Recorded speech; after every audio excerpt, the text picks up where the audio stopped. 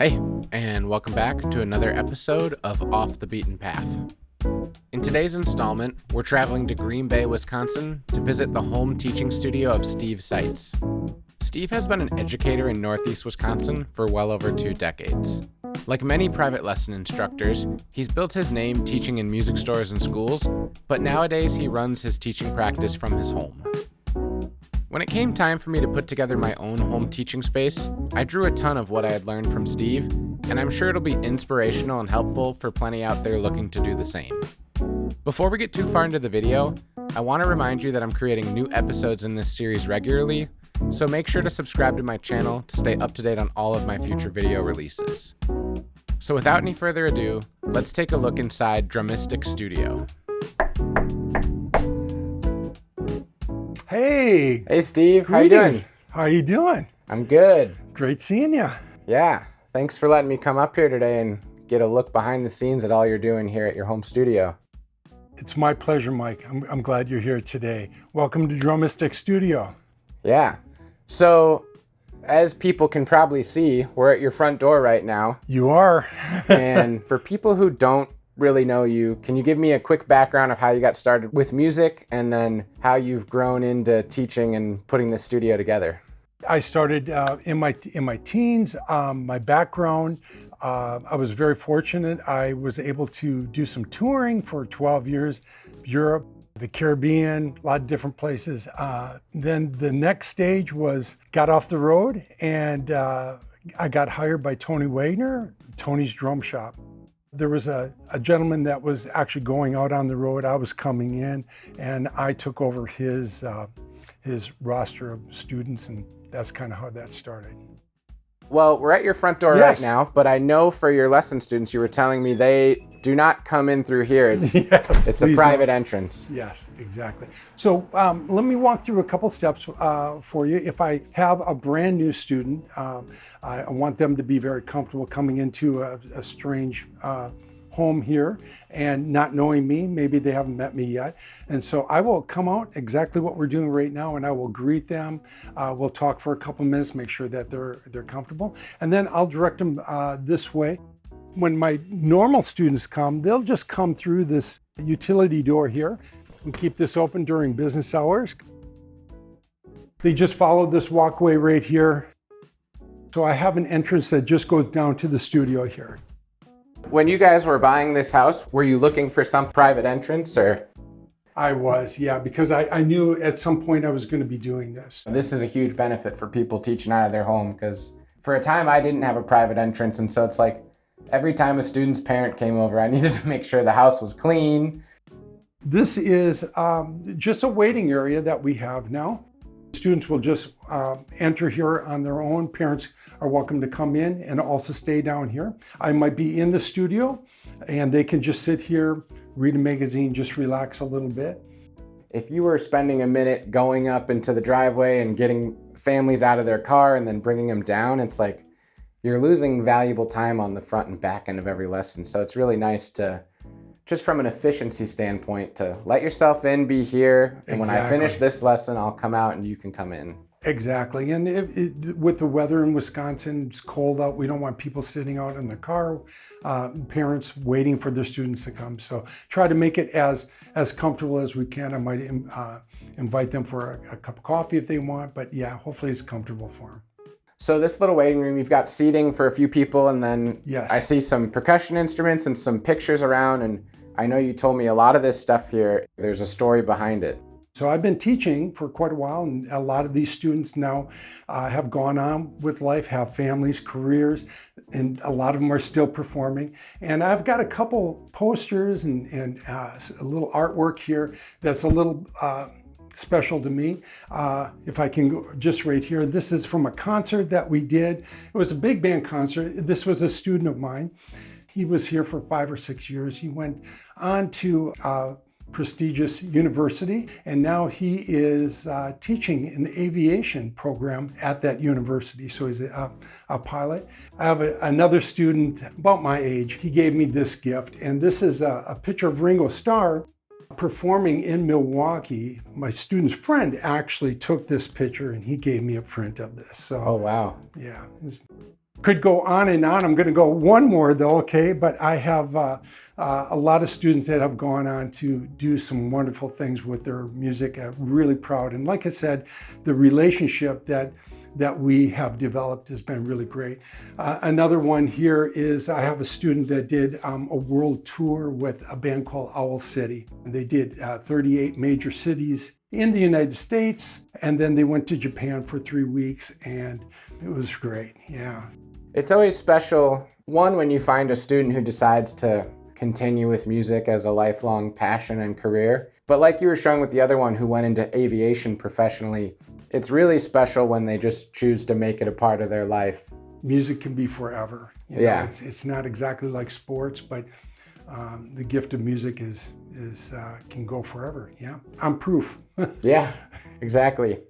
Over here you have a number of percussion instruments. Yes. What I've noticed is working with a percussion section at a high school or middle school, I noticed that there was a lot of auxiliary percussion parts that were being not played or played incorrectly. Plus, I love the music too, the Afro-Cuban and Brazilian music. And so when you have lessons here, we really try to do a full range. There's a few things that we don't do, but we definitely get into this. I have a history of 15 years working at a drum shop, and I think a lot of times I think we got paid in drums. These are just a few of the kits that I still play today and don't have a lot of toys, but these are my toys.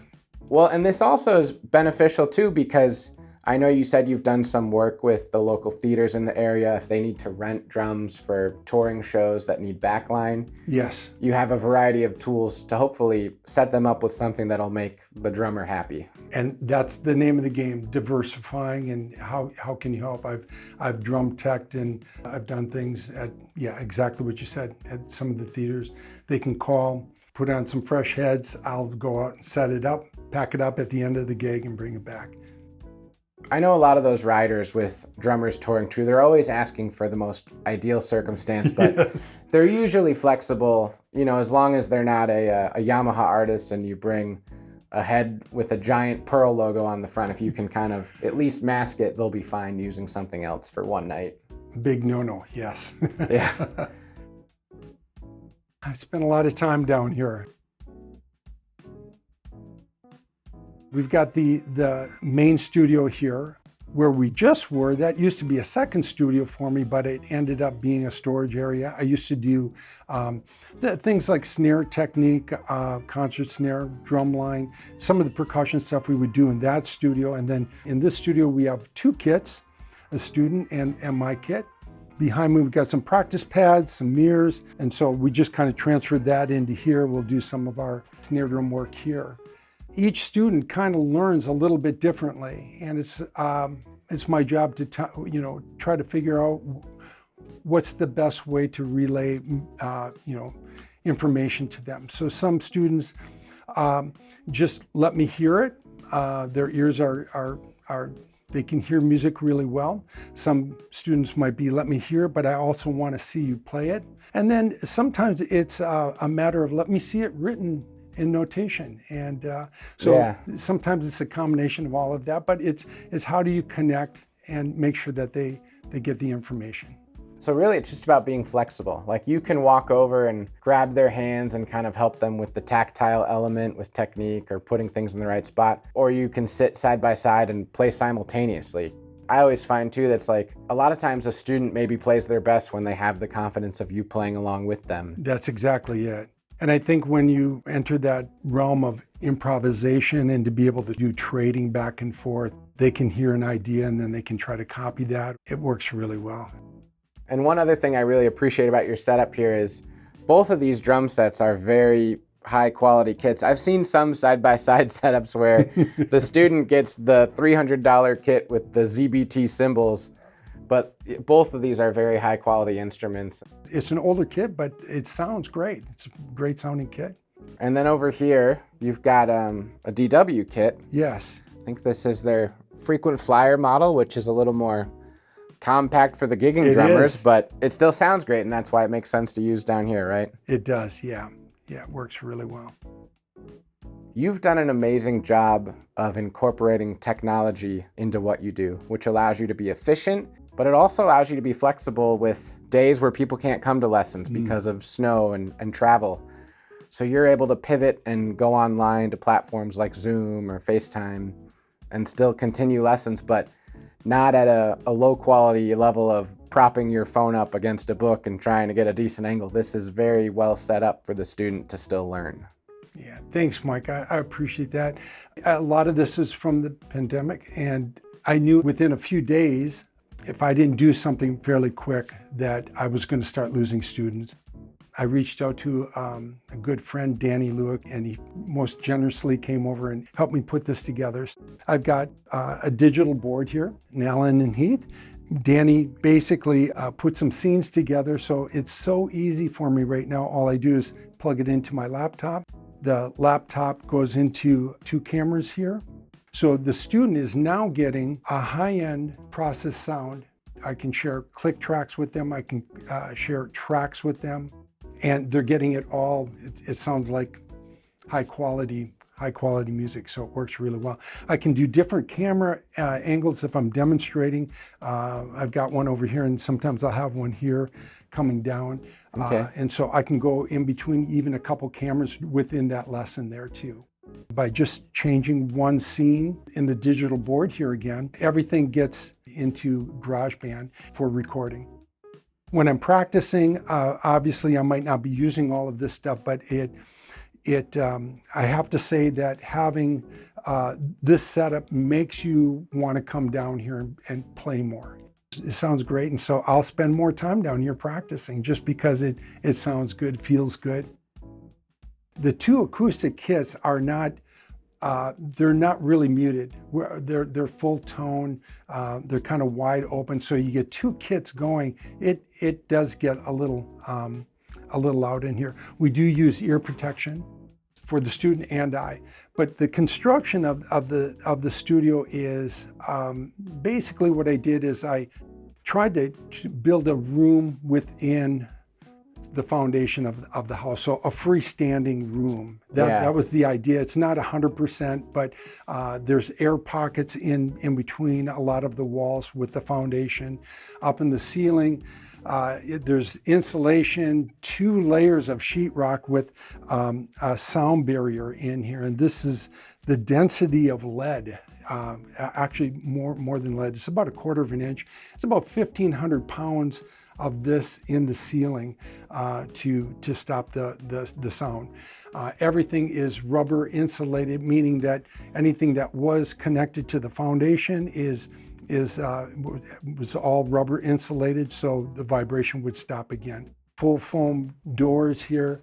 I've got staggered studs here that this is woven in between, and I've got a double studded wall on the other side. So a combination of all that, getting the air pockets in here, really did keep the sound down quite a bit. And my wife, that's been with me for so many years, she doesn't even hear it anymore, so it works pretty well. I just have an office here. This is a great working space for me. If I'm doing charts, works really well. The parents come in here and we might do some progress reports. So it's a nice inviting place. Got a couple chairs here. And then I've just got my record collection. This is basically how I learned how to play as a kid. That's basically it. I think this is important too. It's like, I was telling you off camera before, but like the trendy thing now is to have big open spaces that are all kind of connected, but sometimes it's nice to have little nooks and pockets for specific tasks or modes, because like I think you and I were both kind of sharing the same mindset of it's hard for me to work in clutter. So if the drum room's a mess for something that's ongoing there, you can shut the door and go in here and just focus on your book work you're going to do. Exactly. It really is. I guess the only drawback that I might have, Mike, is when I made that studio, I thought it was so big. And I thought, oh, I can get a band in here. If I take one of the drum sets out, I can actually get a small band. They just plug right into the board. Well, that's a good lesson with every project I've ever done is future-proof yourself a little bit and leave Yes. more room than you think you need at the time, Yes, because absolutely. your needs will change, especially after 20 years. Yes. So, yeah. well, very cool. I appreciate so much you making the time for us to come down here and get a look with everything you're doing with Drumistick Studios. If people want to learn more about your lesson studio or the other work you're doing, where can they follow you? Well, I've got some information here. I'd like to just read the mission statement of the studio if I could. It is truly a gift to know, feel, love, and understand music. Studying music is one of the most important ingredients of a well-rounded education, contributing to the development of responsibility, mental discipline, teamwork, and self-esteem. It also provides students with an outlet for creativity and expression. It's the mission of Drumistick Studio to help each student realize their full artistic potential so they may enjoy the gift of music. You can check out the website. That would be drumistick.com. My email is steve@drumistick, drumistick.com. And I think that's probably it. All right. Well, thanks again, and we'll see you soon. Sounds good.